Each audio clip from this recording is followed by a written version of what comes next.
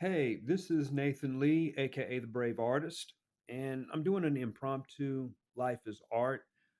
I wanted to talk about something that was really on my mind on this rainy day.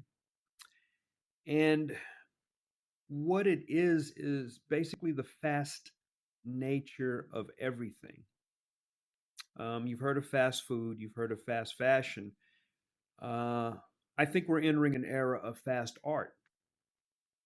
And what exactly is fast art? I think the best and easiest example of fast art is what's happening in film now. Um, the age of storytelling cinema is, I think it's almost over. And I don't think that Hollywood is really interested in art anymore. And as an artist, this deeply affects me, especially since I made a foray into making film with my friends that have agreed to see me through my first film.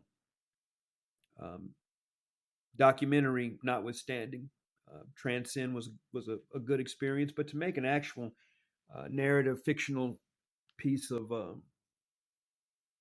work, this is my first. But what I have noticed is the things that made me love cinema are now the very things that are being avoided by a lot of filmmakers. Um, I think we're getting to a point to where content is beginning to overtake art. And if content overtakes art, then we are seeing perhaps the beginnings of the end of storytelling as we knew it. And one of the reasons I even got into film is because of the way that you could tell stories, the different ways, and um, how you craft characters, how you make and build worlds. That's no longer prerequisite. What's prerequisite now, if you want to play with the big boys, is to come with an IP that already has a following. Uh, they're making films that aren't even remaking films, rather that aren't even 20 years old. I can't condone that kind of lack of creativity, especially when there's so many stories to be told. Um, I sit and I watch. I watched Tubi for a while. And while, there's nothing wrong with creating content, there's something wrong with crowding out creativity and replacing that with content. So people like me, who grew up on a traditional style of storytelling, now have to find new ways to tell a story. And I have to find a new way to tell a story without a strong plot, without a strong character that develops fast, that doesn't take too much time, that doesn't um, lull the audience to sleep because now we have a 30-second attention span. In other words, you don't want me to tell a story. You want to experience sensations. That's different than telling a story and having an experience. A sensation is like stepping on a tack. Ouch. An experience is something that lingers. Stepping on a tack is basically what it is. You have the shock of the moment, and that's what it is. And that shock can be a jolt. It doesn't have to be a jump scare. It's just a jolt that doesn't go past that moment. An experience goes on and on and on and on, and that's why we have movies that we talk about year in and year out from the past.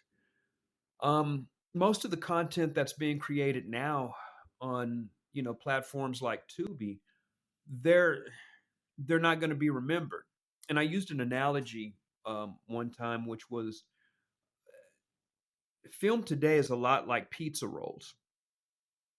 You eat a handful of them. You never eat one pizza roll and just savor it. It's not like a meal at a restaurant that you really love. It's more like you take a mouthful and you don't remember the first from the last.